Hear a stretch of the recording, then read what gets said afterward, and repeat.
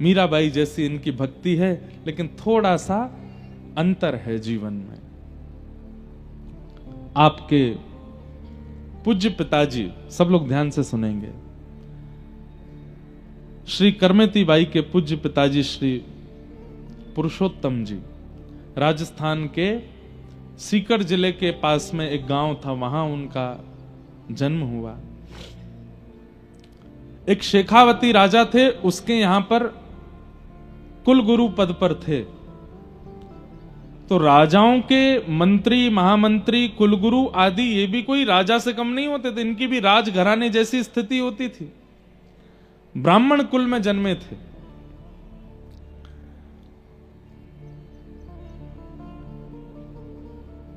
पैंतीस वर्ष निकल गए, ब्याह को भी बहुत समय हो गया, लेकिन कोई संतान नहीं हुई। और संतान ना होने के कारण परिवार के लोगों ने बहुत कुछ कहना शुरू कर दिया। कोई कुछ कहता, कोई कुछ कहता। तो इन सब से परेशान होकर के बोलने लगे, मैं क्या करूं? मैंने सब जगह प्रणाम करके देख लिया, सब प्रकार के क्रम करके देख लिए, लेकिन अब संतान नहीं है, तो इसमें मेरा क्या दोष है? तब किसी ने कहा, तुम्हारी कुल देवी तुमसे नाराज है, इसलिए तुम्हारे घर संतान नहीं हो रही।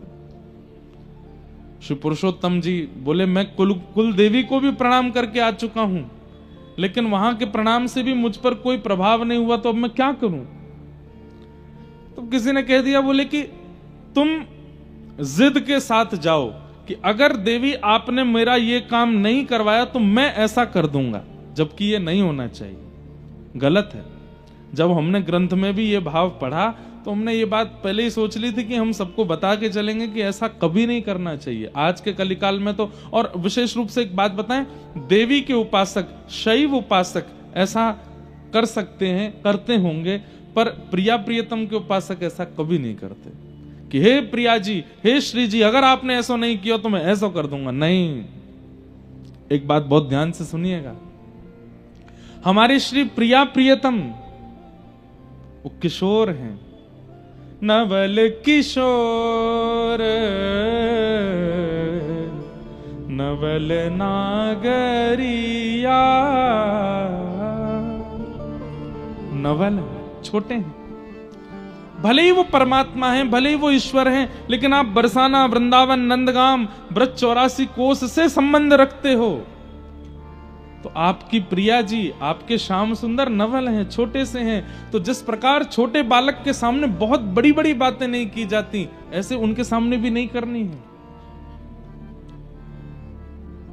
घर में कोई घटना हो जाती है, अरे कहां तक कहें, बड़े बुजुर्ग प्राण त्याग देते हैं कई बार घर में, तो छोटा बालक पूछता है, दादाजी को क्या हो गया? तो घर के लोग क्या कहते हैं? दादाजी सो रहे हैं। उसको ये नहीं कहते कि ये पधार गए या इनका शरीर नहीं रहा, ऐसा कहते हैं दादाजी सो रहे हैं, दादाजी को ताता हो गई है, दादाजी बीमार हो गए, अभी पिताजी लेके गए, वो ठीक होके आ जाएंगे। कई वर्षों तक वो बालक पूछता रहता, दादाजी कब के गए, आए क्यों नहीं?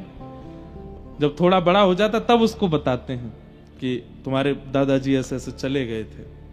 हमारे पूज्य पिताजी महाराज के गुरुदेव अनंत श्री विभूषित श्री रामानुज प्रपन्नाचार्य गुरु जी, मैं तो 6 महीने का था उस समय गुरु जी चले गए, लेकिन जब मैं बड़ा हुआ तो मैं अपने चित्र देखता था गुरुजी की गोद में, गुरुजी के चित्र लगे थे, तो मैं पूछता था माँ से, ये कौन है? तो सब पिताजी रोज उनको प्रणाम करते थे, मुझे भी करवाते थे, बोले हमारे गुरुजी। तो मैं पूछता था गुरुजी कहाँ हैं? तो उस समय VCR चलती थी, तो हमारे पिताजी गुरुजी की क्लिप्स दिखाते थे, और उनके अंतिम संस्कार का भी क्लिप था, वो भी दिखाया। पूरा वृंदावन जोड़ा था, बड़े बड़े संत आए थे, स्वामी श्री अखंडानंद जी महाराज से लेकर के जहां तक, मतलब इतनी संख्या में भीड़ वृंदावन में किसी शव यात्रा में नहीं हुई जितनी पूज्य गुरुदेव भगवान हमारे दादा गुरु। तो पूरा उसका वीडियो क्लिप दिखाते। तो जब गुरुजी को हमने ऐसे अर्थी पर देखा तो माँ बोलती कि ये सो रहे हैं। मैं कह, माँ ये क्या कर रहे हैं? वो सो रहे हैं। अचानक से एक दिन वो जब अंतिम संस्कार का वीडियो आता तो मां बंद कर देती थी। एक दिन मैंने वो देख लिया, और जब हमने देखा हमारे गुरुजी ने ही, हमारे पूज्य पिताजी गुरुदेव भगवान ने ही पूज्य गुरुदेव का संस्कार किया। अब ये भी एक बात पता नहीं आज कैसे मन में आ गई अपने आप, बहुत पहली बार ही बता रहा हूँ। हमारे पूज्य पिताजी बीच वाले भाई हैं, तो हमारे यहाँ शास्त्रों का ऐसा भाव है या कहीं ऐसा निर्माण बात है कि अगर 3 पुत्र हैं 4 पुत्र हैं तो माता पिता के मृत्यु पर संस्कार या तो सबसे बड़ा करेगा या सबसे छोटा वाला करेगा, बीच वाले संस्कार नहीं करते। हमारे पिताजी बीच के हैं, इसलिए माता पिता के संस्कार का तो अधिकार था नहीं, लेकिन गुरुदेव ने उन पर इतनी कृपा की थी, जाते जाते भी गुरुदेव कह के गए हमारा संस्कार इनसे ही करवाना। हमारे पिताजी महाराज ने गुरुदेव का संस्कार किया, तो वो सब देख रहे थे। तो जैसे अग्नि प्रज्वलित करी तो मैं रोया बहुत तेज, और कहते हैं हमारी माँ बताती 6 रात्रि तक मैं रोता ही रहा, बार बार उठ के रोने लगता। क्यों? कि गुरु जी को पिताजी ने जला दिया, गुरु जी को पिताजी ने जला दिया। बाद में जाकर के फिर जब बड़े हुए तब पता चला कि ये तो संसार का नियम है, ये तो ऐसा है वैसा है। तब ठीक वैसे ही बंधुओं, जिस प्रकार एक कुमार बालक को, एक नवल बालक को, एक किशोर बालक को गंभीर बातें नहीं बताई जाती, 84 कोस के अंदर अंदर हमारी किशोरी जी और ठाकुर जी नवल किशोर हैं, नवल नागरी हैं। हम उनसे जाके इतनी बड़ी बड़ी बातें कैसे कर देते हैं? हे श्यामाजू, हे किशोरी जी, हमारे जीवन में ये संकट आ गया है, हमारी फैक्ट्री बंद हो गई है, या हमारे बेटे हमारी बात नहीं सुनते हैं, हमारी बहू ऐसा करती है, हमारे पति ऐसे हो गए हैं, हमारे जीवन में ये संकट आ गया है, हमको बहुत बड़ी पीड़ा हो गई है। उनको बताना नहीं है। किशोरी जी घबरा जाती होंगी, क्योंकि वो तो नित्य केली कर रही हैं वृंदावन में, नित्य विहार कर रही हैं वृंदावन में, वृंदावन में सुख लेती हैं सखियों के साथ, अपने प्रियतम के साथ। हम वहां जाके इतनी गंभीर बात करते होंगे तो श्री प्रिया जी संकोच में आ जाती होंगी। नहीं कहना है, राजी रहो, बस आप राजी रहो, आप अपनी नित्य केली में, नित्य विहार में प्रसन्न रहो। तुम सो कछु ना चाहिए हो, हमें आपसे कुछ नहीं चाहिए, आप प्रसन्न रहो। वास्तव में पीड़ा सहते हुए रहना और मुख से कुछ ना कहना, ये एक प्रेमी का स्वरूप है। बरसाना गए, नंदगाम गए, गोकुल गए, वृंदावन गए, राधा रमण, राधा वल्लभ, बिहारी जी सब जगह गए, लेकिन जाकर के अपनी पीड़ा कही नहीं, केवल दर्शन किए, नेत्रों से अश्रु निकले। राधा रमण जी को देख, आप राजी रहो, आप प्रसन्न रहो, आपकी मुस्कान देखने के लिए ही हम वृंदावन आए हैं। हमारे घर पर क्या कलेश चल रहा है, क्या विपत्ति आपत्ति, वो नहीं बतानी है आपको, आप प्रसन्न रहो। उनकी प्रसन्नता की इच्छा रखना ही वृंदावन रस प्रेमियों का स्वभाव होना चाहिए। हमें ऐसा लगता है कि जब हम प्रिया प्रियतम के प्रेम सुख का भाव रखते होंगे, वो प्रसन्न रहे ऐसी भावना रखते होंगे, तो प्रिया प्रियतम कहते होंगे याने हमको इतने सुखी रहवे को भाव रखो है, हम प्रसन्न रहें, इसके मन की ये भावना है, हम भी तो को आशीर्वाद दे रहे हैं, तू भी प्रसन्न रहे। पीड़ा मत बताइए उनको, कष्ट मत बताइए। संकट हरेंगी करेंगी भली वृषभानु की लली, कब? राधा श्री राधा जो गावे, बस गाते रहो उनका नाम, मत कहो उनसे कुछ। उनसे बस ये कहो, हे प्रिया जी, आप नित्य या 84 कोस के व्रज में श्री प्रियतम के साथ आनंद करते रहो। हमारे यहां तो कहते हैं, श्यामा तेरो अभी चल रहे सुहान, श्यामा तेरो अभी चल रहे सुहान। यहां इस पंक्ति का भाव क्या है कि श्री ठाकुर जी नित्य आपके रहें और आपको मनाते रहें। हे किशोरी जी, ऐसी हमारी कामना है, आप दोनों के नित्य केली में कभी विघ्न ना आवे, आप दोनों ऐसे आनंद करते रहो। हम तो जीव हैं, हम जो सह रहे हैं सहते रहेंगे, आप प्रसन्न रहो। उन्हें मत कहिए।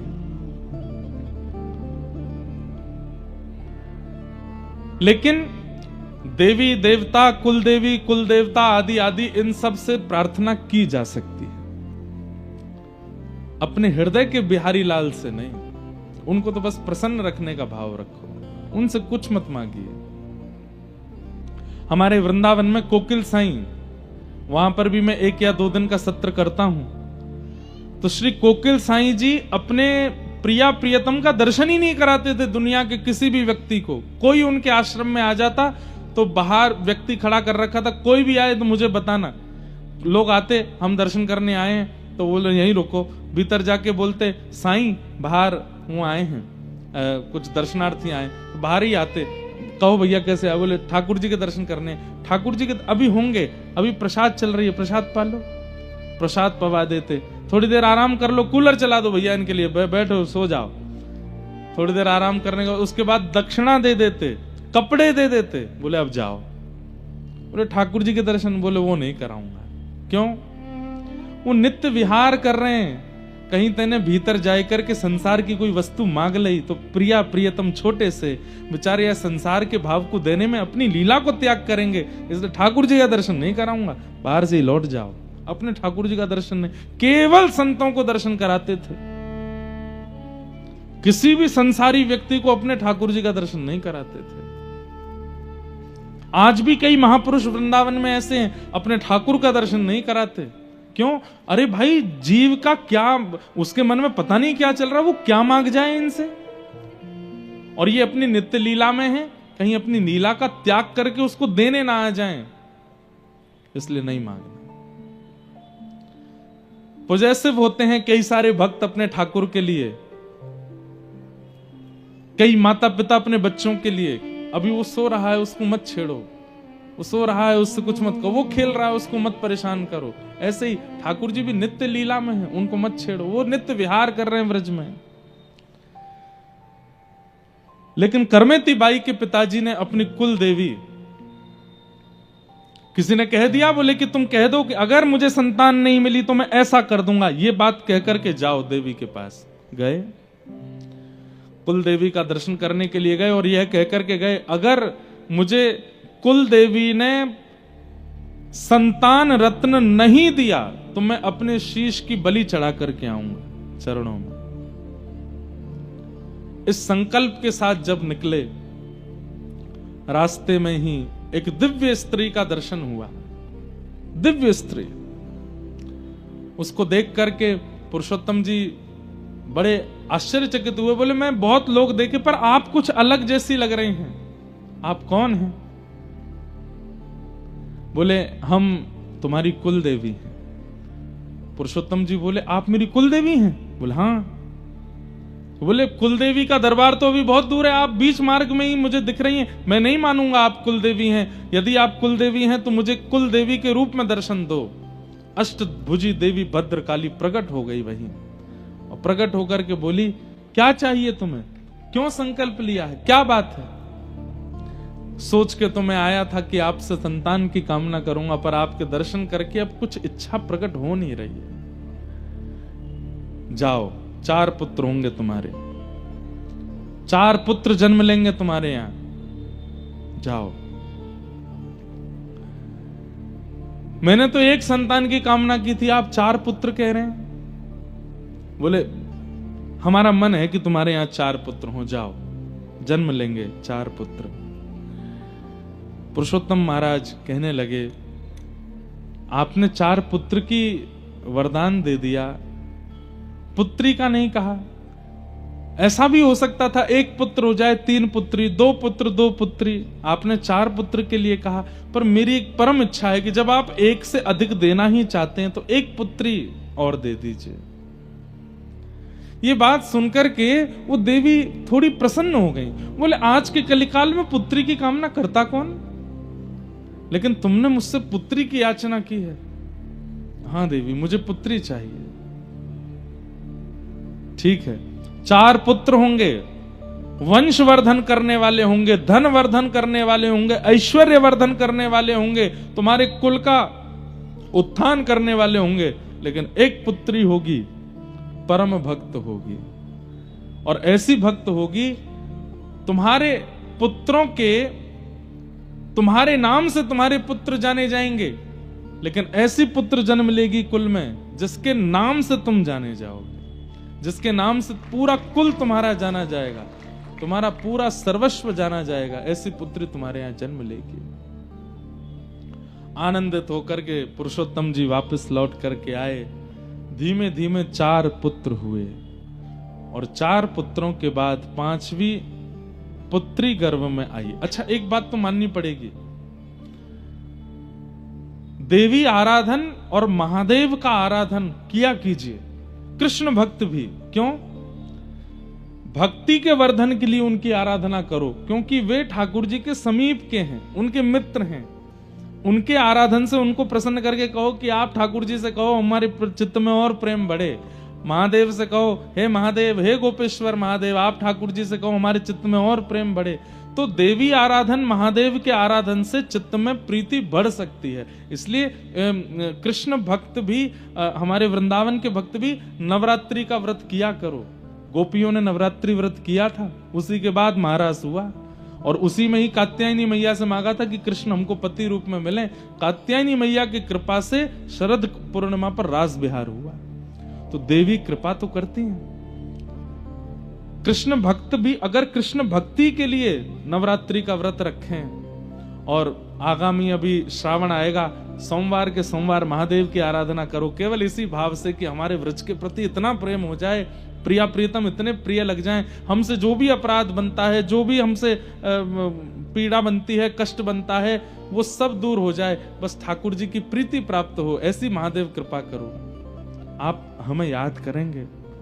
देवी आराधन और महादेव का आराधन कृष्ण भक्ति में और प्रेम भर देगा। ऐसा प्रेम उत्पन्न होगा कि नेत्र सदा सजल रहेंगे, इन नेत्रों से अश्रु कभी रुकेंगे नहीं, ऐसा प्रेम देंगे।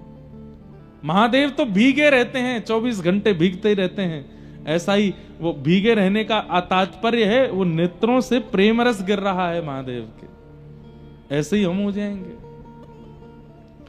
तो देवी आराधन और महादेव का आराधन कृष्ण भक्तों को भी करना चाहिए। उनकी पावन तिथि नवरात्रि, श्रावण सोमवार आदि, इन सब पे महादेव देवी को प्रणाम करते रहो। हमारे गुरुदेव के प्रति, वृंदावन के प्रति, श्री जी के प्रति खूब प्रेम बढ़े। हे महादेव ऐसी कृपा करो, वर्धन होगा। नरसिंह मेहता को महादेव लेकर के गए रास में। नरसिंह मेहता जी का चरित्र अभी अफ्रीका में कहा था। महादेव लेकर के गए नरसिंह मेहता जी को रास, महारास में, और दर्शन कराया ठाकुर जी का। तो देवी आराधन उचित तो है। 4 संतान के बाद पुरुषोत्तम जी की पत्नी को, ये मैंने लगभग सब भक्तों के चरित्र में देखा कि जिन मातृ गर्भ से भक्त जन्म लेते हैं, उन माताओं को वृंदावन की स्मृति गर्भ के समय होने लगती है। गर्भ काल में माताओं को जो अनुभव हो रहा है, समझ जाइए वैसे ही विचार वाला बालक है। अगर कुछ अनुभव नहीं हो रहा है तो जानबूझ करके जबरदस्ती अनुभव करने का प्रयास करो। वृंदावन का चिंतन करो, श्री यमुना जी का चिंतन करो, रजरानी का चिंतन करो, महारानी का चिंतन करो, भक्त कथाएं सुनो, सुंदर सुंदर लीलाएं सुनो, ठाकुर जी की लीलाएं सुनकर के सो, ताकि विचारों में भी वही आवे। उससे बालक पर असर पड़ेगा। करमेती बाई की मैया को, जो कभी वृंदावन गई नहीं है, उनको अच्छा हाँ, एक बात याद आई। जब देवी माँ ने कहा कि तुम्हारे घर एक दिव्य पुत्री जन्म लेगी, तो पुरुषोत्तम जी महाराज, जो कि कुल गुरु थे शेखावत राजा के, विद्वान तो थे, उन्होंने भागवत जी के पाठ का उसी दिन प्रण ले लिया कि अब मैं आद्योपांत भागवत जी का पाठ करूंगा अपने अंतिम समय तक। तो देवी कृपा और भागवत जी की कृपा, जब पत्नी गर्भवती हुई 5वीं संतान के लिए, तो वो भागवत जी का पाठ सुनाते थे। कहते हैं वो संस्कृत में रास पंचाध्यायी बोलते थे, लेकिन करमेती बाई की माता जी को संस्कृत समझ नहीं आती थी, लेकिन जैसे ही कहते थे, गोपी गीत का पाठ करने लगते थे, जयति तेदिकम जन्मना व्रजः श्रयत इंदिरा शश्वदत्रहि, तो करमेती बाई के मैया के नेत्रों से आंसू गिरने लगते थे। तो पुरुषोत्तम जी कहते, देवी तुम समझती हो मैं क्या बोलता हूं? बोले मुझे समझ नहीं आता, पर जैसे ही आपने ये प्रसंग प्रारंभ किया है, अभी जो चल रहा है, पता नहीं ये कानों में जाकर के हृदय में बड़ी वेदना प्रकट करता है, एक बड़ी मीठी सी वेदना, मानो किसी की याद आ रही हो। किसकी आ रही है मुझे नहीं पता, पर किसी की याद आ रही है। कोई तो है जो मुझे बहुत स्मृति में आ रहा है। वो उनको नहीं, उनके गर्भ की लाली करमेती को याद आती थी, ठाकुर जी की। सही योग, सही समय, सही नक्षत्र बना और भक्तिमती श्री करमेती बाई का जन्म हुआ। आनंद उत्सव मना, राजा ने भी खूब उत्सव मनाया। हमारे कुल गुरु की पुत्री हुई है। उत्सव मना करके सब आनंदित हुए, सब उल्लसित हुए। करमेती बाई का जन्म। धीरे धीरे करमेती बाई बड़ी होने लगी। भाई तो चारों व्यापार में लगे हैं, आदि आदि चीजों में लगे हैं, लेकिन छोटी सी करमेती बाई केवल अपने मंदिर के ठाकुर जी की ओर देखती है। घुटमुन चल करके भी केवल वहीं जाती है। पिताजी जब भागवत जी का पाठ करने बैठते हैं तो सामने आके बैठ जाती है और बस अपने पिता के मुखमंडल को देखती रहती है। ऐसे लक्षणों से पिताजी को याद तो था कि कुलदेवी ने कहा था कि परम भक्त होगी। घर में कभी संत जन आते, घर में कभी महत पुरुष आते, तो करमेती बाई इतनी आनंदित हो जाती, इतनी प्रसन्न हो जाती, जैसे आजकल के बालक मामा के घर में आने से या बुआ के घर में आने से उछलने लगते हैं। ऐसे ही करमेती बाई नाचती पूरे घर में, छोटी सी, बड़ी खुश होती संतों के आगमन पर। हमारे अष्ट सखा एक जगह कहते हैं कि ठाकुर जी से आप प्रेम करते हो, ये एक बात है। दुनिया प्रेम करती है ठाकुर जी से, लेकिन ठाकुर जी जिससे प्रेम करते हैं उसका लक्षण क्या है? ठाकुर जी अगर किसी को चाहते हैं तो उस व्यक्ति का लक्षण क्या है? तो हमारे अष्ट सखाओं में श्री कृष्ण दास या गोविंद दास जी का पद अभी गाएंगे तो याद आ जाएगा। वो क्या कहते हैं? बोले ठाकुर जी जिससे प्रेम करते हैं उसको संतों से प्रीति सहज होती है। कैसी सहज प्रीति? नाम नहीं जानते, पहले कभी देखा नहीं, केवल माथे पर तिलक दिख गया, गले में कंठी माला दिख गई है, धोती दिख गई है, अगर जटा धारण करते हैं तो संत की जटा दिख गई है। किसी ना किसी रूप में ये व्रज के संबंधी हैं, ठाकुर जी के संबंधी, ये पता चल गया। देखते ही मन प्रसन्न हो जाए, उनसे मिलने का मन करे, उनके पास जाके बैठने का मन करे, उनको देखते ही प्रसन्नता चित्त में प्रकट होने लग जाए। हरि जनों को देख करके आनंद चित्त में उमड़े तो समझो हरि आपसे प्रेम करते हैं, आपसे हरि का प्रेम है। राधा रमण जी को देख करके तो सब जय जयकार कर देते हैं, पर हरिजनों को देख करके जो प्रसन्न हो जाए, हरिजनों को देख करके जिसके नेत्र सजल हो जाएं, हरिजनों को देख करके जिसके चित्त में अति आनंद बढ़ जाए, समझो ठाकुर जी उससे प्रेम करते हैं।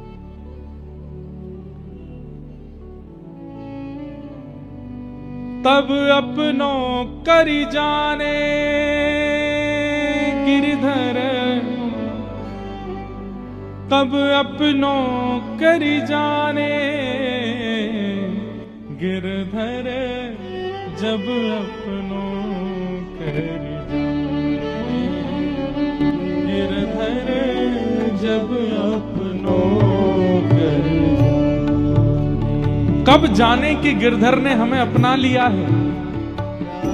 तब हमारे अष्ट सखा कह रहे हैं, ताको मन भगतन की सेवा, ताको मन भगतन की सेवा, संत चरण रज सदा लुभाने, संत चरण रज सदा लुभाने, संत चरण रज सदा लुभाने, संत चरण रज सदा लुभाने, गिरधर जब अपनों कर जाने, गिरधर जब अपनों।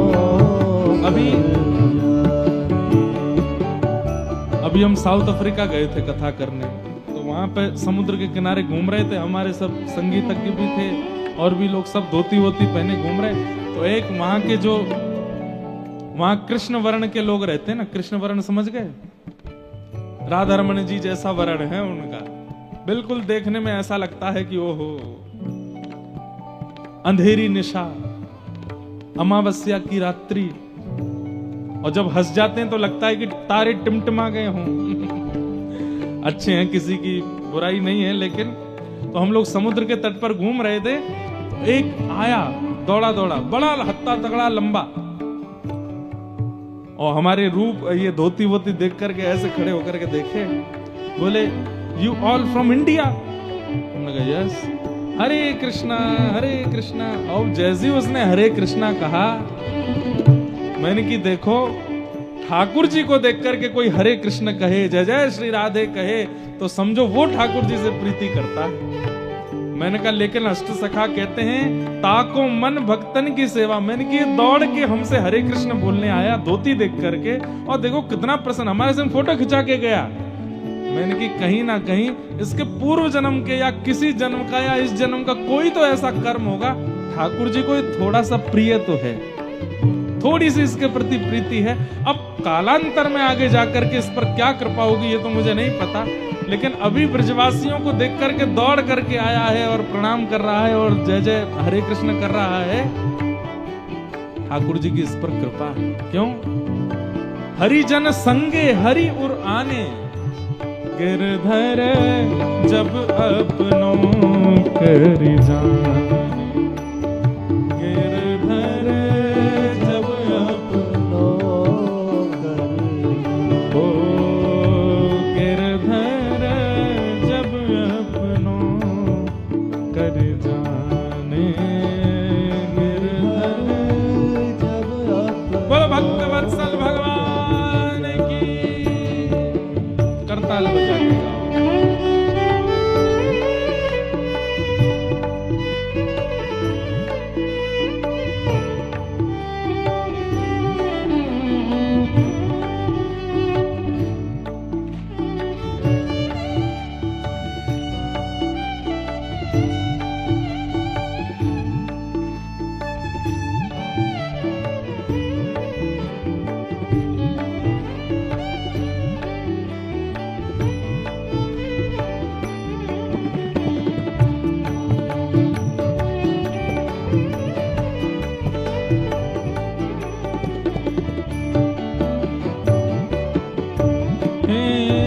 भगतन में मति, भगतन में गति, भगतन में मति, भगतन में गति, भगतन में मति, भगतन में गति, भगतन में मति, भगतन में। और हरिजन हरि एक कर माने, हरिजन हरि एक कर माने। घर पर कोई संत आवे, कोई ब्रजवासी आवे, कोई ब्राह्मण आवे तो उसके प्रति कोई और भावना नहीं, हरि ही आए हैं ऐसी भावना रखता हूं। कृष्ण दास मन वचन कर्म करी, कृष्ण दास मन वचन कर्म करी, कृष्ण दास मन वचन कर्म करी, कृष्ण दास मन वचन कर्म करी। हरिजन संगे हरि उर आने, हरिजन संगे हरि उर आने, गिरधर जब अपनों कर जाने, गिरधर जब अपनों। अब यहाँ कृष्णदास जी एक बात बहुत बड़ी कह गए। अभी आपने कथा में सुन लिया, मैंने आपसे कह दिया कि हरिजनों से जिसका प्रेम है ठाकुर जी का उससे प्रेम है। तो हो सकता है बनावटी रूप में आप अभी कल से करना शुरू कर दो। कोई भक्त दिख गया, कोई ब्रजवासी दिख गया, कोई तिलकधारी दिखा, कोई धोती वाला दिखा, कोई जटा वाला दिखा, किसी भी रूप में भगवत प्रेमी कोई दिखा तो आप उसका सम्मान करने लगे क्योंकि आप कथा में सुन के गए हो। लेकिन कह रहे हैं बनावटी रूप में सम्मान नहीं, मन वच कर्म। इंद्रेश जी कह के गए हैं हरि के प्रिय वही हैं जो हरिजनों से प्रेम करें, इसलिए कर दो। मन तो नहीं है इनको घर में बुलाने का, लेकिन ठीक है वो बैठाओ, इनके चरण धो भी लो, इनके चरण चिन्ह थोड़े ले लो, है नहीं मन, लेकिन करना पड़ेगा। क्या बताएं, वो कह के गए हरिजनों से प्रीति होनी चाहिए ना। कृष्णदास मन वच हरि, मन वच कर्म, मन वच और कर्म से, तीनों से आपकी प्रीति उसके चरण में जब तक नहीं बनेगी तब तक हरि प्रिय नहीं होंगे। क्योंकि हरिजन संगे हरि उर आने, हरिजन जब घर आता है उसी क्षण हरि चित्त में आ जाते, हरि हृदय में आ जाते। गिरधर जब अपनों कर जाने, गिरधर जब अपनों कर जाने। आज के दिवस की मैं, आज के दिवस की मैं, आज के दिवस की मैं, आज के दिवस की मैं, जाऊं बलिहारा, मेरे घर आया राजा राम जी का प्यारा, मेरे घर आया राजा राम जी का प्यारा। रैदास जी कह रहे हैं, जिस दिन कोई हरिजन घर आ जाए, जिस दिन कोई हरिभक्त आ जाए, जिस दिन कोई ब्रजवासी घर आ जावे, ठाकुर जी का प्रेमी जिस दिन घर आ जावे, उस दिन तो उस दिन की बलिहारी जाओ, कैलेंडर में जाके उस दिन को नोट कर लो, और जब जब वो वर्ष में वो दिन आवे उस दिन कुछ ना कुछ करो। इस वर्ष में इस दिन हमारे यहाँ वे आए थे। आज के दिवस की मैं, आज के दिवस की मैं, आज के दिवस की मैं, आज के दिवस की हो जाऊं बलिहारा, मेरे घर आया राजा राम जी का प्यारा, मेरे घर आया राजा राम जी का प्यारा, मेरे घर आया राधा श्याम जी का प्यारा, मेरे घर आया राधा श्याम। करमेती बाई नाचने लगती हैं जैसे कोई संत आते हैं, साधु घर आते हैं। करूं आरती सर्वस ही लुटाऊं, करूं आरती सर्वस्व लुटाऊं, तन मन जोवन इन पे वारूं, तन मन जोवन इन पे वारूं, हाँ तन मन सर्वस इन पे वारूं, तन मन। ऐसा प्रेम होना होता नहीं है आज, लेकिन हमने देखा जब हम आए, हम तो देखते हैं जहां भी जाते हैं। आज जैसे मैं आया तो जिस घर में हम रुके, एक बूढ़ी सी माता जी ऐसे नृत्य कर रही थी, कोई भजन नहीं, कोई कीर्तन नहीं, बस राधा नाम पे ही कीर्तन कर रही थी, बार बार बलैया ले रही थी, इतनी प्रसन्न हो रही थी। और उनकी प्रसन्नता देख करके मन में आ रहा था, अभी अभी आया, करमेती बाई ऐसे ही नाचती थी, नृत्य करती थी। पिताजी तो बड़ा सामान्य स्वागत करते थे, लेकिन करमेती बाई तो इतनी, और छोटी सी करमेती, उसके बालपन की इस भाव को देख करके माता पिता बड़े लाड़ प्यार करते हैं। ठीक है, छोटे बालक ऐसे ही करते हैं, लेकिन वो वास्तविक था।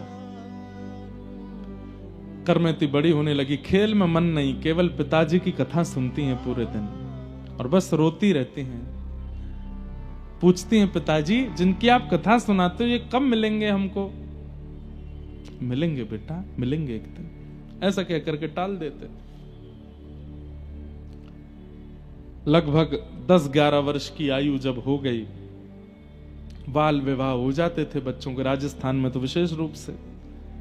एक विवाह का प्रस्ताव आया, करमेती बाई ने अपने पिताजी को समझाया, पिताजी मुझे विवाह नहीं करना, मैं तो बस जीवन सर्वस्व ठाकुर जी पर न्योछावर करना चाहती हूं। बेटा ऐसा नहीं होता, क्या कहेंगे कुल के लोग, क्या कहेंगे, मर्यादा क्या कहां जाएगी, ये सब संसार के लोग क्या कहेंगे, बेटी घर में कन्यादान नहीं कर रहे, विवाह नहीं कर रहे उसका। पिताजी विवाह उसका कीजिए ना जो विवाह के बाद की क्रियाओं में योग्य हो, मैं बिल्कुल अयोग्य हूं। विवाह के बाद की जो क्रिया हैं, जो ससुराल पक्ष के लोग मुझसे उम्मीद करना चाहेंगे, वो उन सब में मैं निपुण नहीं हूं। क्या फायदा, आपको भी कष्ट होगा, उन लोगों को भी कष्ट होगा, मत करिए ना। यही सेम बात मीराबाई के चरित्र में आती। मीराबाई भी ऐसे समझाती अपनी मां को कि एक विवाहिता नारी का जो कर्तव्य होना चाहिए सास के प्रति, ससुर के प्रति, ननद के प्रति, जेठ जेठानी के प्रति, पति के प्रति, ससुराल के प्रति, उसमें मैं बिल्कुल अयोग्य हूं मां, मेरा ब्याह मत करो। वही बात आज करमेती बाई समझा रही हैं, पिताजी मैं योग्य नहीं हूं, उनको कष्ट होगा।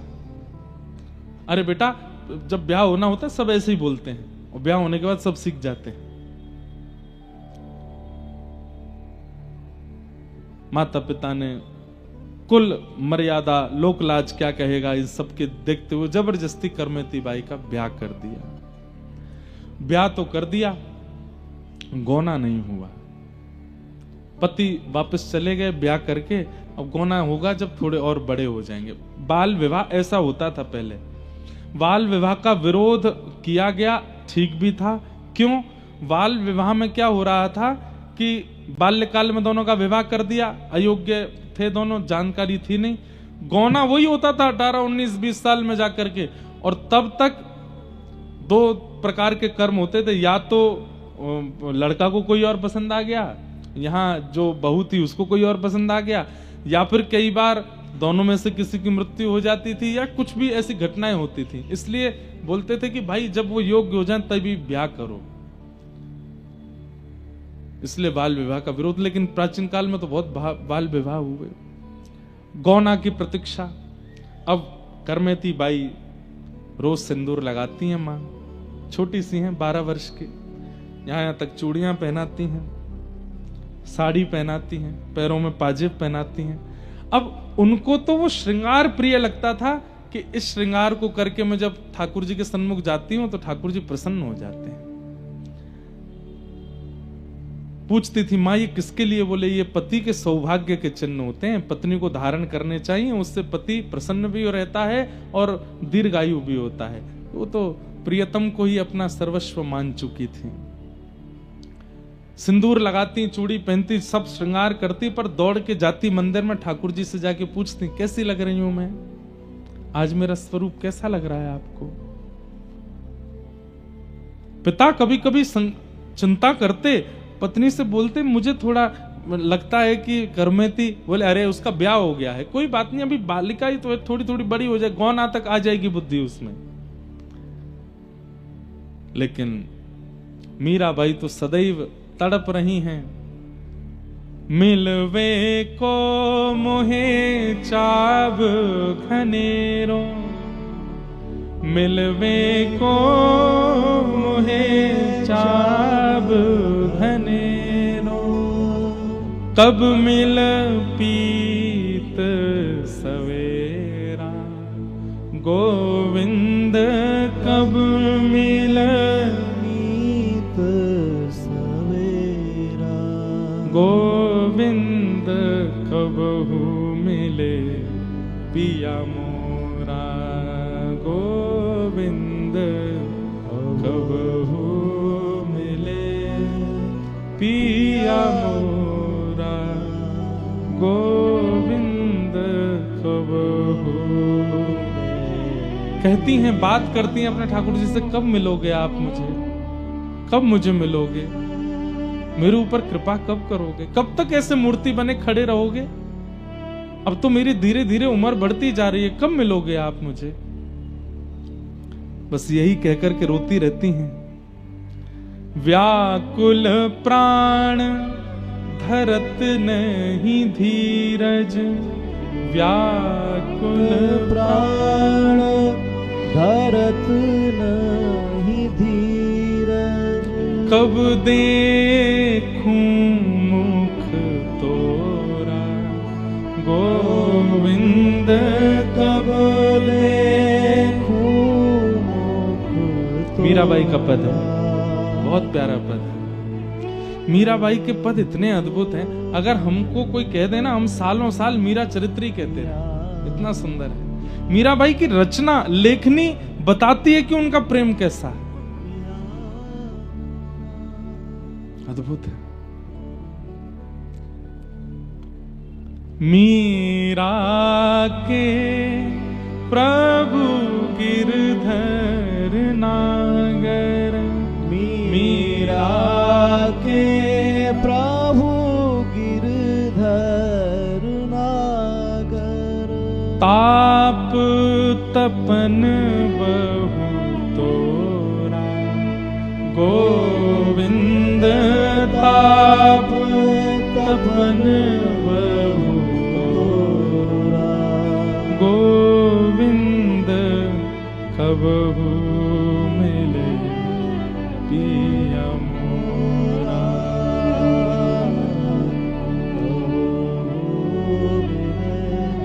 पिया बंधुओं, हमें प्रेम हो जाता है ठाकुर जी से, हम चाहने लगते हैं ठाकुर जी को, पर ऐसा विरह नहीं मेरे को देखने में आया अभी तक कि बस व्याकुल हो गए हों ठाकुर जी के लिए। ऐसे नहीं हुए अभी हम स्वयं बहुत दिनों तक कथा करते रहते हैं, तो अब तो लाल जी सफर में नहीं रहते, साथ कथाओं में नहीं जाते। कुछ समय लाल जी की स्मृति तो होती है। जैसे अभी अयोध्या में कथा थी तो मैं सीधे जहां रुका था वहां पहुंचा, तो जाते ही नियम होता था लाल जी पहले पहुंच जाते हैं। लाल जी कहां विराज रहे, तो जो पंडित जी सेवा करते वो भी भावुक हो गए, लाल जी तो नहीं आते अब कथा में। तो हम दोनों थोड़ी देर के लिए सहम गए कि अब लाल जी आते नहीं, कि 4 साल तो लगातार कथाओं में आए। तो अभी घर पे बात करते हैं तो कहते हैं अब लाल जी को ले जाएं क्या कथा में। मन बड़ा विचलित होता है कभी कभी। तो घर से आता है, नहीं अब यहीं रहेंगे, नहीं जाना। हमने कहा एक बार पर्ची डाल के देखो, अगली कथा में चलेंगे क्या।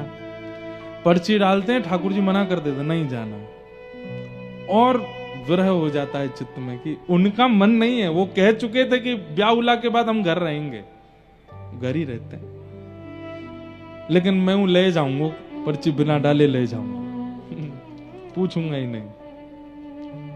विरह बहुत आवश्यक है बंधुओं, लेकिन हमको संयोग इतना आवश्यक, इतना मिल गया है ठाकुर जी का कि हम विरह का अनुभव नहीं कर पाते। ये जो अश्रु गिरते हैं ना प्रेम विरह में, कृष्ण विरह में, ये अश्रु नहीं है। हमारे चित्त में जितने भी दोष हैं ठाकुर जी से मिलने वाले, वो सब एक एक बिंदु करके निकलते हैं। जितने निकलेंगे उतने स्वच्छ हो जाएंगे हम, पर वो निकलते ही नहीं है, रह जाते हैं भीतर।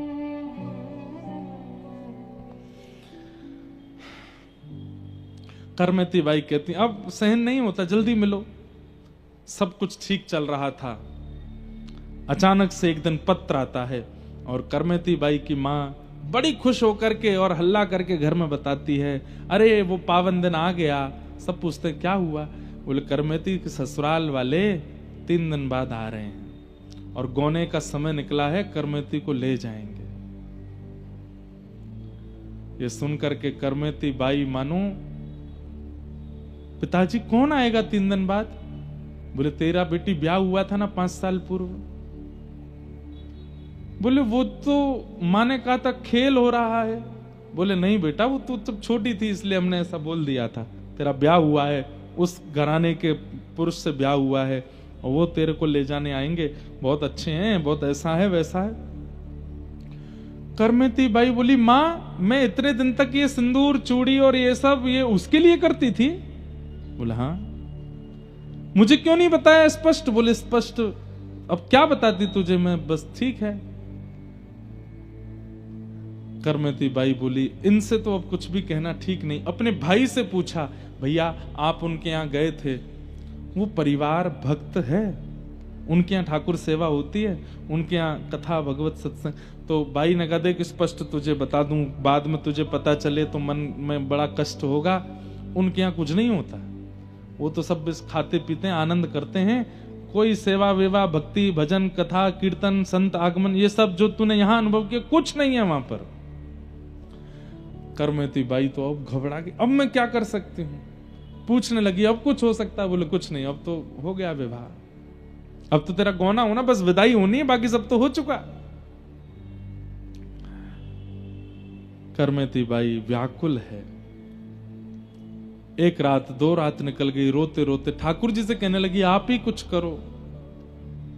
लेकिन कोई रास्ता नहीं दिखा तो करमेती बाई बोली, मैं दोबारा जन्म लेने की प्रतीक्षा नहीं करूंगी कि अगले जन्म में मैं आपको प्राप्त करूं, ये जन्म में संसार को सौंप दूं। नहीं, ये मेरा अंतिम जन्म है।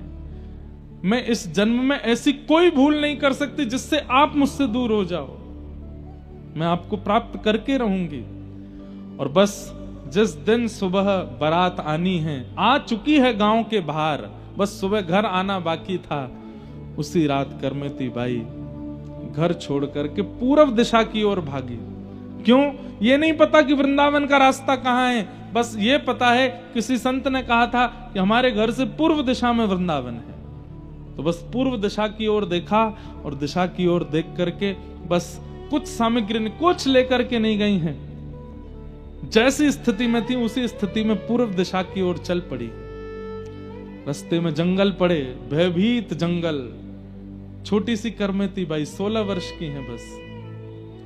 जगह जगह हिंसक जीव मिल रहे हैं और सबसे बस जाके कह देती हैं, मुझे कृष्ण मिल जाएं उसके बाद मेरे को नष्ट कर देना, मेरे प्रियतम मुझे मिल जाएं उसके बाद तुम मुझे आहार बना लेना, मुझे एक बार ठाकुर जी मिल जाए, मैं खुद लौट के तुम्हारा आहार बनने आ जाऊंगी, बस एक बार देख लूं उनको।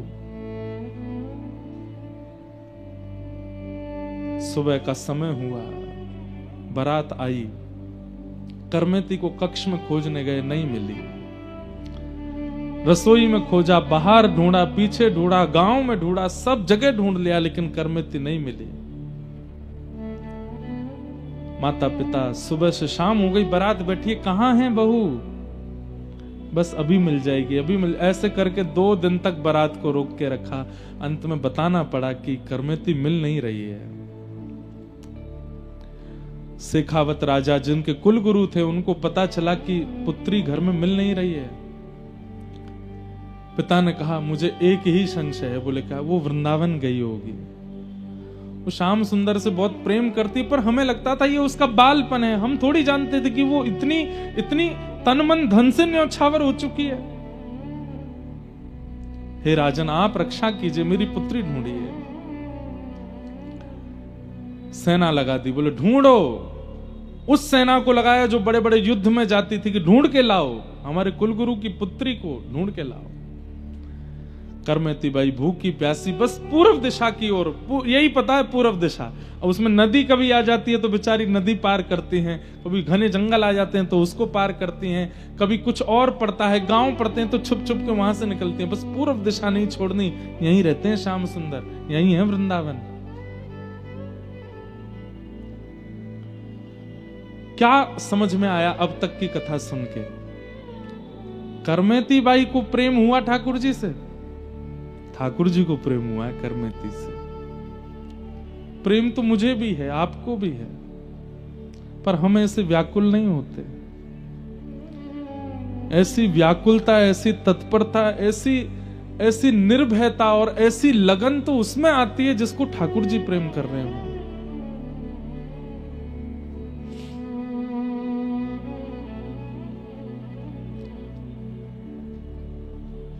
आवाज आ रही है, रात्रि का समय, घोड़ों पर सैनिक चिल्ला रहे हैं, करमेती को ढूंढो।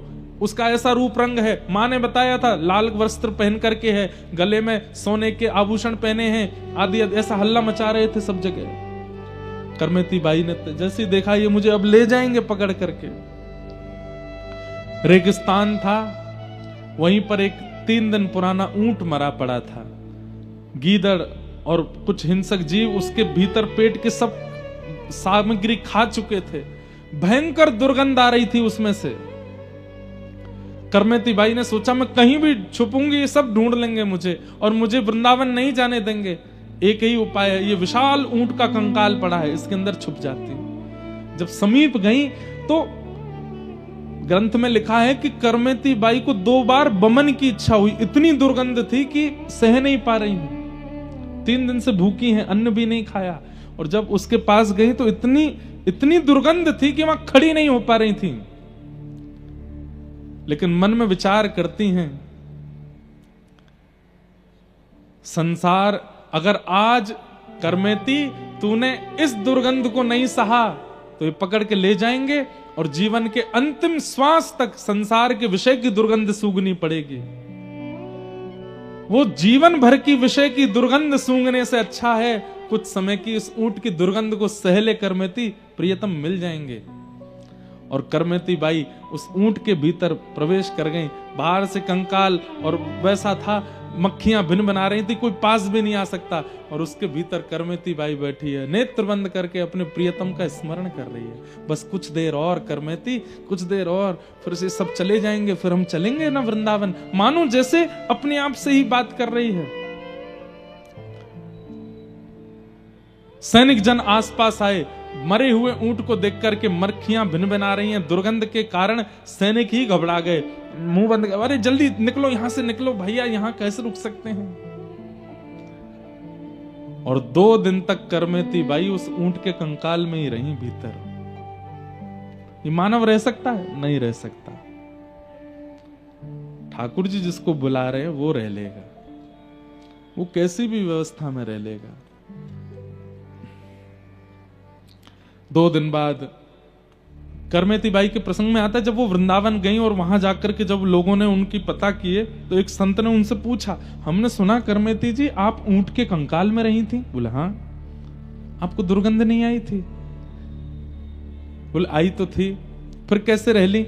बोले भैया जब मातृ गर्भ में हम 9 महीना रह सकते हैं संसार के रसों को भोगने के लिए, तो कृष्ण प्राप्ति के लिए मैं 2 दिन यदि ऊंट के कंकाल में रह ली तो इसमें कौन सी बड़ी बात है।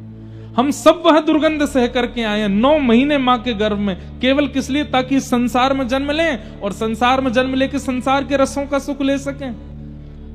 संसार के सुख के लिए 9 महीना उस मलमूत्र के भांड में रह सकते हैं, कृष्ण सुख के लिए 2 दिन में अगर ऊंट के अंदर रह ली तो इतनी आश्चर्य की बात क्या है? कोई आश्चर्य। करमेती बाई के प्रसंग में यह आता है कि उनके उत्तर सबको आनंदित कर देते थे। ऊंट के कंकाल से बाहर निकली, संतों की टोली जा रही थी।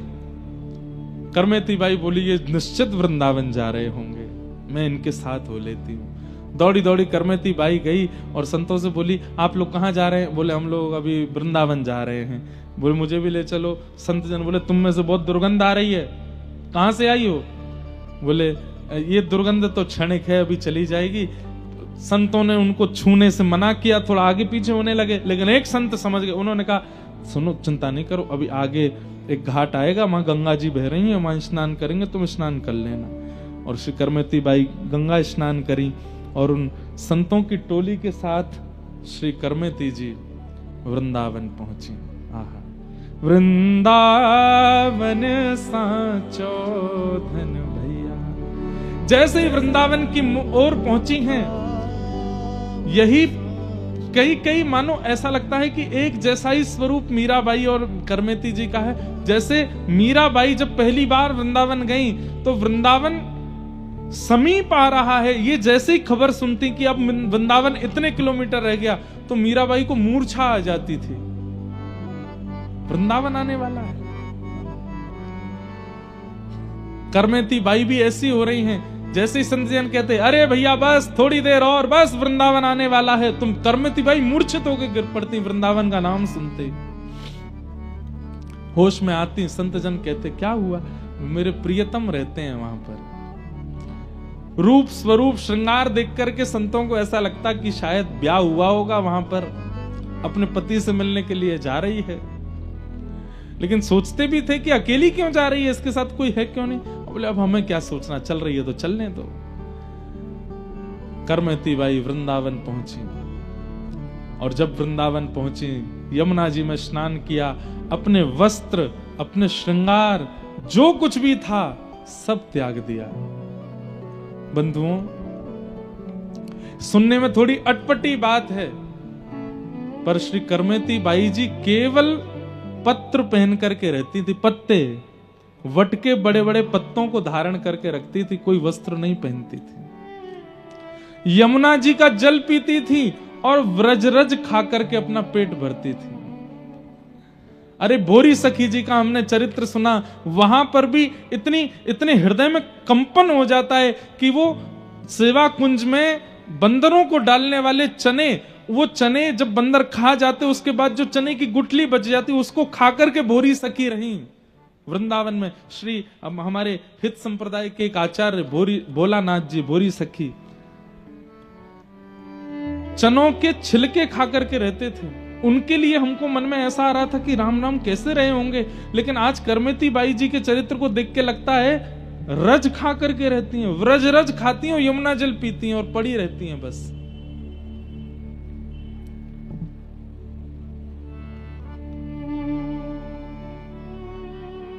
किशोरी तोरे चरणन की रज बैठी रहूं कुलजन के कोने, श्याम राधिका गाऊं, श्याम राधिका गाऊं, किशोरी तोरे चरणन की रज, किशोरी तोरे चरणन की। चारज को ब्रह्मादिक तरसत, चारज को ब्रह्मादिक तरसत, सोरज शीश चढ़ाऊं, सोरज शीश चढ़ाऊं, व्यास स्वामिनी की छवि निरखत, व्यास स्वामिनी की छवि निरखत, विमल विमल यश गाऊं, किशोरी तोरे चरणन की रज पाऊं, किशोरी तोरे चरणन की रज पाऊं। वृंदावन की रज में पड़ी रहती हैं, पत्र पहन करके रहती हैं और रज खाती हैं, जमुना जल पीती हैं और बस श्याम सुंदर, श्याम सुंदर, मदन मोहन, मदन मोहन कह करके बस पुकारती रहती हैं। मंदिर में जाती हैं, दर्शन करती हैं। गोविंद देव जी तभी प्रकट हुए थे कुछ साल पहले ही। गोविंद देव, राधारमण आदि ये सब बस इनको शतक मात्र हुए होंगे, तभी उसी काल में पहुंची हैं। जाकर के मंदिर में दर्शन करती हैं, सेवा आदि के लिए पूछती हैं और वहां कुछ सेवा करती हैं। मंदिर में मार्जन आदि कर देती हैं, कभी यमुना तट पर जाकर के करती हैं। कोई प्रसाद दे दे तो पा लेती, नहीं तो रज ही पाती हैं, रज ही उनका भोजन है। मीराबाई कहती हैं, श्याम मने चाकर राखो जी, चाकर रहसूं बाग लगासूं, नित उठ दर्शन पासूं, वृंदावन री कुंज गलिन में हरि की लीला गासूं, श्याम मन चाकर राखो जी।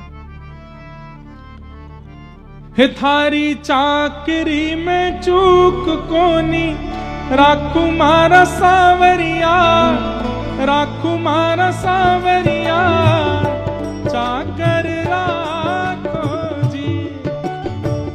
हे थारी चाकरी में चूक कोनी, राखू मारा सावरिया, राखू मारा सावरिया, चाकर राखो जी। हे गिरधारी मने चाकर राखो जी, गिरधारी मने चाकर। एक बात समझिए, ठाकुर जी की चाकरी चाहिए तो उससे पहले जैसे कहीं बड़ी जगह जॉब चाहिए तो आपका रिज्यूम देखा जाता है कि हाँ भाई पहले और कहाँ कहाँ नौकरी कर चुके हो, कितना आपका अनुभव कितना है। और अगर अनुभव अच्छा नहीं होता ना तो जॉब में अच्छी सैलरी नहीं मिलती।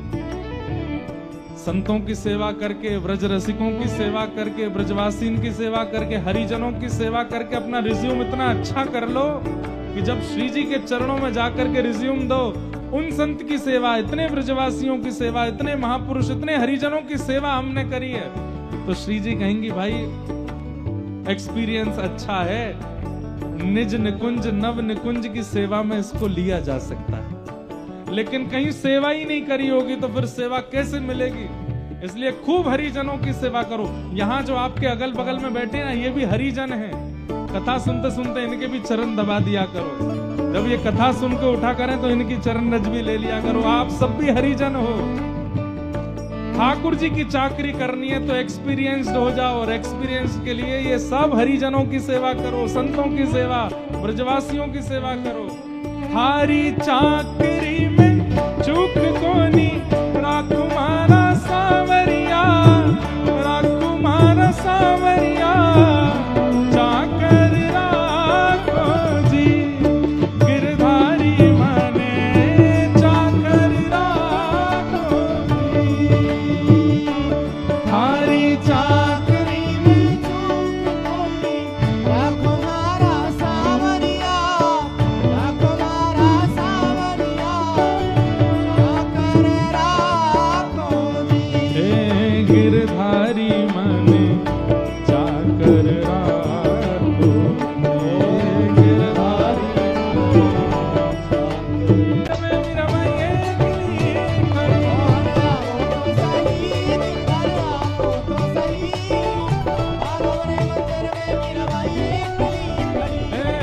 मैं गिरधर की गिरधर मेरो, मैं गिरधर की गिरधर मेरो, मैं गिरधर की गिरधर मेरो, मैं गिरधर की गिरधर मेरो,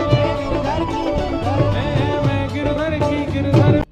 श्री करमेती बाई वृंदावन आ गए, और श्री वृंदावन में आकर के पत्र लपेट करके रहती हैं, व्रजरज खाती हैं।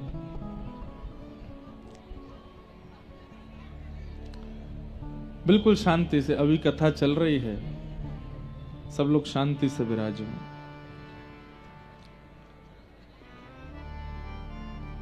यहां पर सैनिक लौट करके वापस आ गए, राजा को बताया कि हमें करमेती नहीं मिली। पिता पुरुषोत्तम को पता है कि वो वृंदावन में ही हैं और कहीं हो ही नहीं सकती हैं। गए वृंदावन। अब उस समय चित्र तो होते नहीं थे कि दिखा के पूछ लें भाई इसको कहीं देखा। केवल कद काठी बताते हैं, रूप स्वरूप बताते हैं, और गहने बताते हैं कि ऐसे गहने पहने हैं, ऐसा ऐसे वस्त्र पहने हैं, हाथों पर मेहंदी लगी है, पैरों में महावर लगी है। आपने मेरी बेटी को देखा? पूरे मथुरा ब्रजमंडल के क्षेत्र में पूछ रहे थे सब जगह, और जब सामने से उत्तर मिलता हमने तो नहीं देखा, बहुत रोते। एक जगह एक महापुरुष मिले, उनसे पूछने लगे आपने मेरी बेटी को देखा? ऐसी है वो, इतनी उसकी कद है, ऐसे लंबे बाल हैं, ऐसा उसका वर्ण है, और नेत्र थोड़े से ऐसे हैं, मतलब वर्णन करते।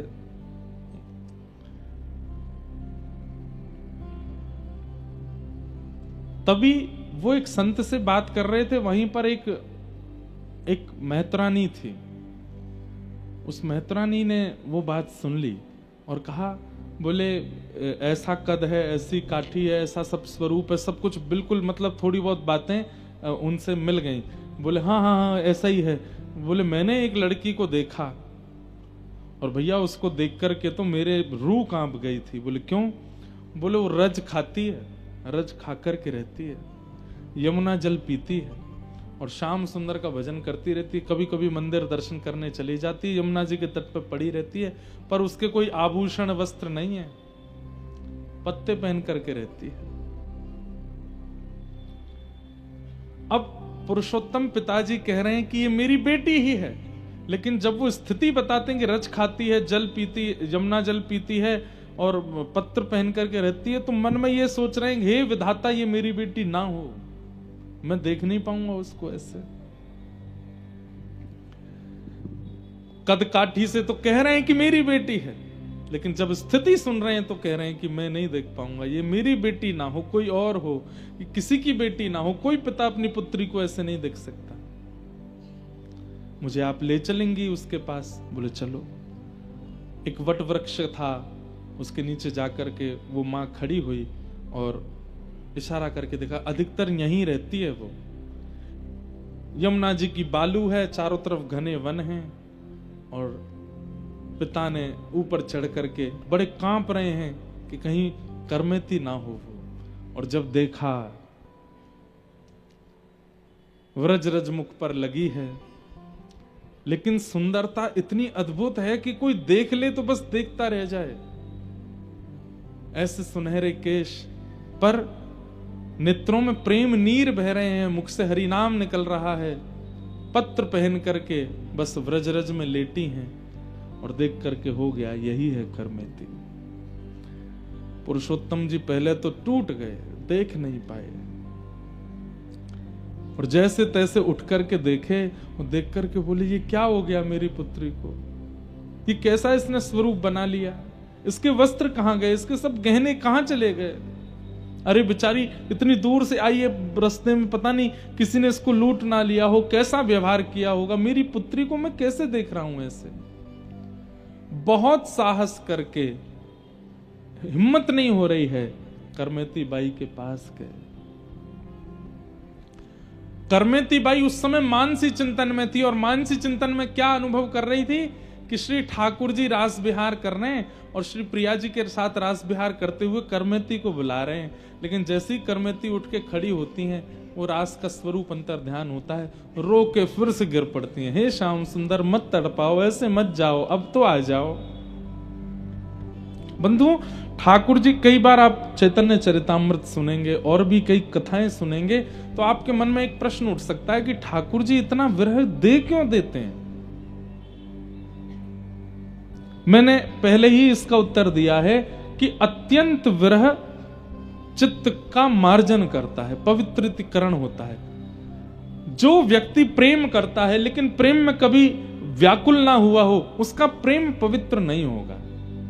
चाहे संसार में घटा लीजिए इस बात को, वैसे संसार में प्रेम होता नहीं, प्यार होता है, पर संसार में भी यदि किसी के प्रति प्रीति है और उस व्यक्ति के प्रति व्याकुलता नहीं है, कभी उस व्यक्ति की याद में स्मृति में रुदन नहीं हुआ है, या उसके दर्शन की इच्छा में कभी व्याकुलता नहीं है, तो प्रेम पवित्र नहीं है। आप बड़ी सहजता से उसे जाने देते हो, या बड़ी सहजता से उससे दूर रह लेते हो, या बड़ी सहजता से आप निर्वहन कर लेते हो, तो आप प्रेमी नहीं हो। प्रेमी तो व्याकुल हो जाता है, बिन जल मछली जैसे तड़पती है वैसी स्थिति हो जाती है। और जब वह प्रेम ठाकुर जी के साथ हो तो वो स्वतंत्र स्वच्छंद प्रेम होता है, तो उसमें जब तक व्याकुलता नहीं होती ठाकुर जी मिलते नहीं है, क्योंकि व्याकुल व्यक्ति का ये स्वरूप है कि वो पवित्र है। व्याकुल नहीं है इसका मतलब वो मन और भी जगह लगा सकता है, इसलिए वो व्याकुल नहीं है। लेकिन व्याकुल चित्त तो एक ही जगह का रहता है, इसलिए ठाकुर जी और व्याकुलता देते हैं ताकि इसका चित्त में थोड़ा बहुत भी अगर संसार हो तो वो भी पवित्र हो जाए। इसका प्रमाण रास पंचाध्याय, जब गोपियों को ठाकुर जी नहीं मिले, गोपी गीत गाया, और गोपी गीत गाने के बाद में जब व्याकुल स्थिति में गोपियां रुरुदु स्वस्वरम राजन कृष्ण दर्शन लाल सा, विकल होकर के रोने लगी गोपियां, अत्यंत व्याकुल हो गईं, तब ताशाम आविर्भूत सौरी स्मयमाय मुखाम्बुज पीतांबर धरश रघवी साक्षान मनमत ठाकुर जी प्रकट हो गए। इसका मतलब क्या है?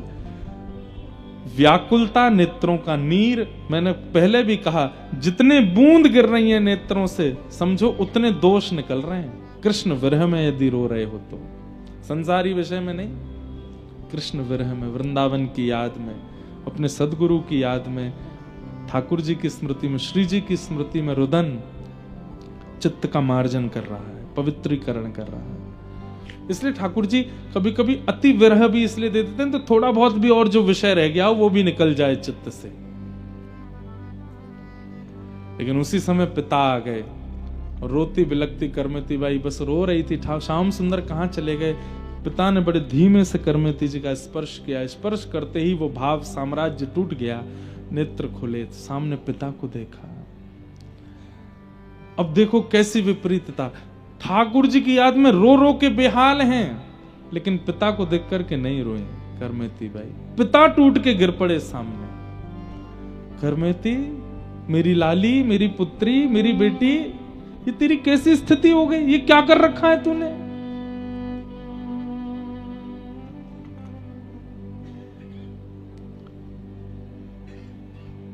करमेती बाई कह रही हैं पिताजी जीवन का सर्वोत्कृष्ट जो लक्ष्य है कृष्ण, उनको पाने के लिए निकली हूं, थोड़ी पीड़ा तो सहनी पड़ेगी ना। तेरे वस्त्र कहां हैं? वो सब कहां हैं जो मां ने पहनाए थे? यहां आकर के भी आपको उन्हीं सब का चिंतन है। सब बहा दिया यमुना जी में, क्योंकि जब तक वो रहते विषय की स्थिति चित्त से जाती नहीं, इसलिए निकाल दिया। क्यों चली आई तू सब छोड़ करके? यहां पर देख कैसे रह रही है, ये क्या खाती है तू, कहां पीती है, कहां कैसे रह रही है तू? पिताजी जब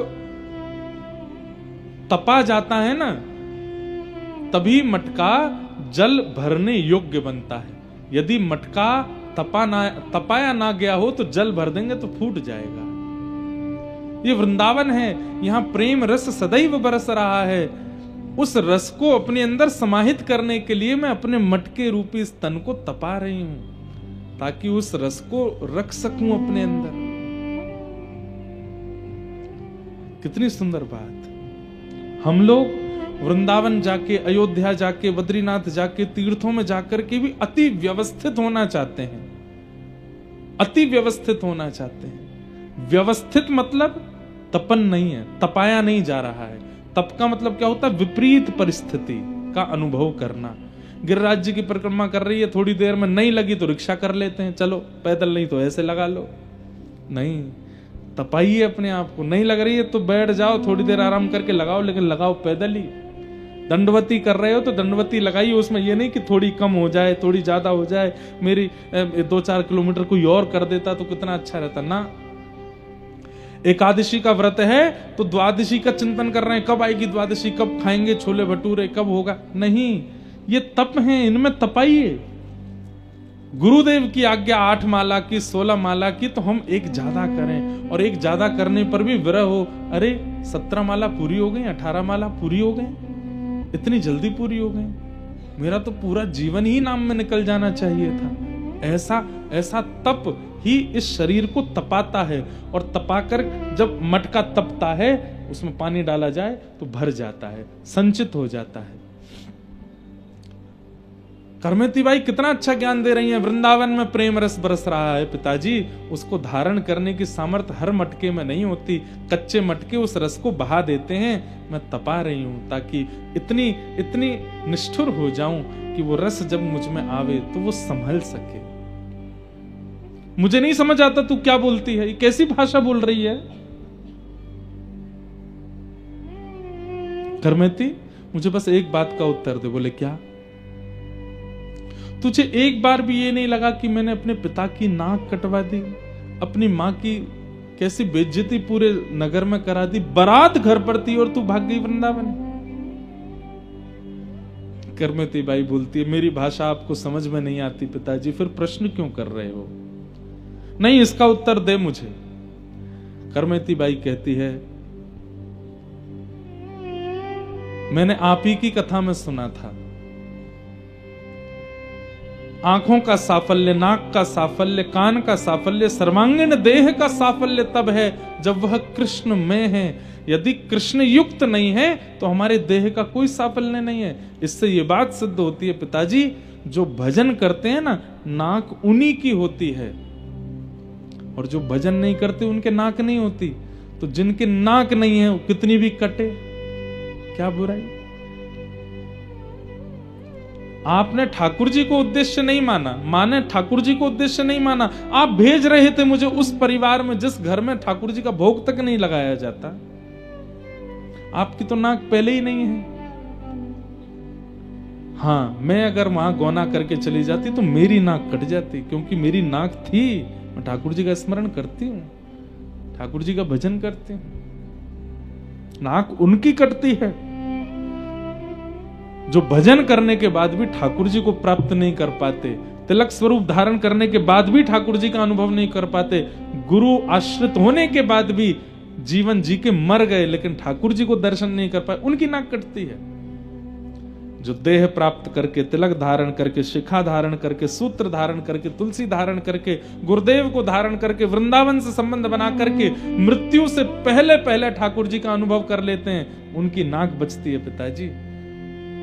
जो जीवन जी के केवल अपना देह अंत कर देते हैं, नहीं दर्शन कर पाते ठाकुर जी का, उनकी नाक कटती है। कितना बड़ा एक प्रकार से एक हम सब भक्तों के लिए कितनी चिंताजनक बात कह दी करमती बाई ने।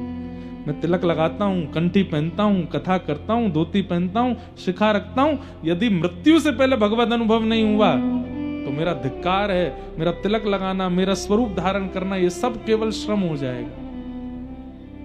करमती बाई कहती मैं उसमें पीछे नहीं रह सकती पिताजी, मुझे अनुभव करना है। अंत में टूट गए पिताजी, भावुक होकर के बोले हमें तेरी याद आएगी तो हम कहां जाएंगे ये बता। बोले मैं तो शरीर हूं पिताजी, आज नहीं तो कल, और वैसे भी आप तो मुझे विदा ही कर रहे थे ना। ये सोच लीजिए ना कि उस व्यक्ति की जगह श्याम सुंदर के साथ मुझे विदा कर दिया। वृंदावन मेरा ससुराल है, यहां मैं रहूंगी। और रही बात आपके और मां के हृदय की सांत्वना के लिए, रुको। करमती बाई उठ करके खड़ी हो गई, मानो जैसे पिता को लग ही नहीं रहा उनकी बेटी, ऐसा लग रहा कोई परम सिद्ध, कोई परम योग्य, कोई ना जाने कोई महापुरुष बोल रहा हो। और करमती बाई वहीं से कूद पड़ी यमुना जी में।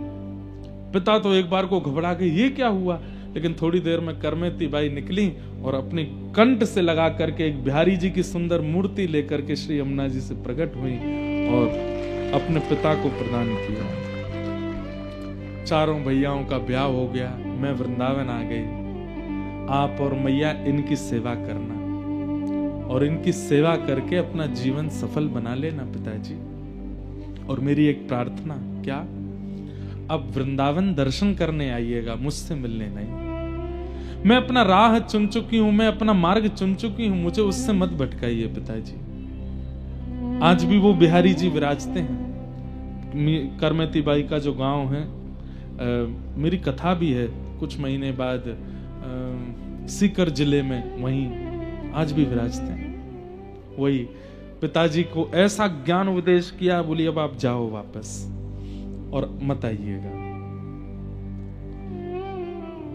अपने हृदय से ठाकुर जी को लगा करके और बस अंतिम बार करमती बाई को स्नेह नहीं प्रणाम किया, मेरे जीवन का लक्ष्य बताने के लिए लौट करके गए। अपनी पत्नी बच्चे सबको समझाया और पिताजी उनकी सेवा में लग गए। यहाँ करमती बाई दिन ब दिन स्थिति उनकी प्रेम पुलकित शरीर होता जा रहा है, प्रेम की अवस्थाएं प्रकट होती जा रही हैं। ठाकुर जी के विरह में यत्र तत्र केवल वृंदावन में रोती रहती है मैं करमती बाई। ज्यादा अवस्था नहीं है, कुछ समय व्यतीत हुआ, रज खा खा करके रहती। एक दिन ठाकुर जी को किशोरी जी ने हल्की मीठी डांट लगाई, बोले आप कैसे हो, कितना विरह दिया है उसको बेचारी को, क्यों नहीं मिलते। बोले श्री जी बस मैं आपकी आज्ञा चाह रहा था, मैं बस ये चाह रहा था कि मैं तो स्वीकार कर चुका हूं, श्री लाडली जी स्वीकार कर लें, अब आपने आकर के बोल दिया मतलब अब पूर्ण है, अब मैं जाऊंगा। और ठाकुर जी विप्र का रूप धारण करके गए, हाथ में थाल लेके गए 56 भोग का।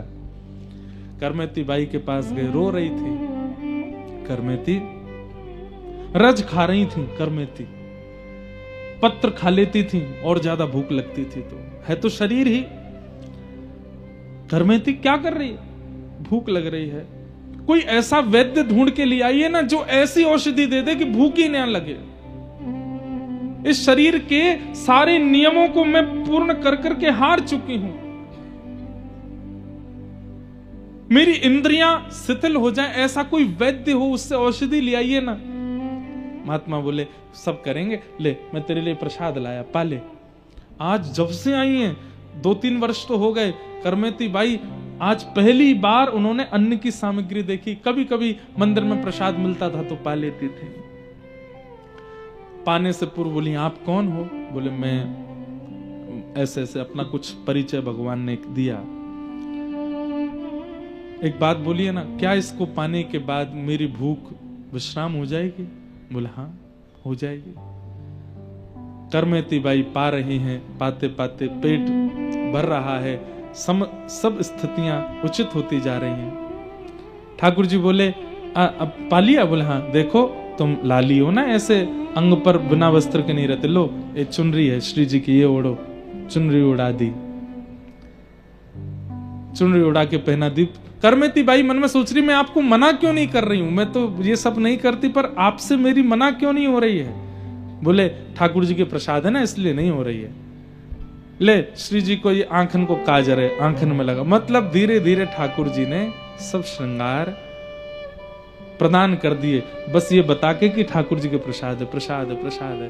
और अंत तो गत्वा श्री करमेती बाई को एक सहचरी रूप प्रदान किया। करमेती बाई खड़ी हो गई, सब श्रृंगार स्वीकार करने के बाद बोली मैंने एक बार भी आपको मना नहीं किया, मुझसे मैं चाह तो रही हूं कि मैं आपको रोकूं, पर मैं रोक क्यों नहीं पा रही हूं? ठाकुर जी बोले नेत्र बंद करो। नेत्र बंद की, बोला खोलो। जैसे ही खोल करके देखा, आहा मुरली मनोहर श्याम सुंदर प्रकट हो गए। श्री करमेती बाई के नेत्र सजल हो गए। आप मेरे श्याम सुंदर हैं। बोले जी चलो, प्रिया जी बुला रही हैं निकुंज में। और बस हाथ पकड़ करके ले गए सघन वन में, और जाते जाते श्री करमेती बाई अंतर ध्यान हो गई, ठाकुर जी के साथ नित्य लीला में प्रविष्ट हो गई। बोलो भक्तवत्सल भगवान की, श्री करमेती बाई की। ऐसा श्री करमेती बाई जी का पावन चरित्र, उसको हम बारंबार प्रणाम करते हैं।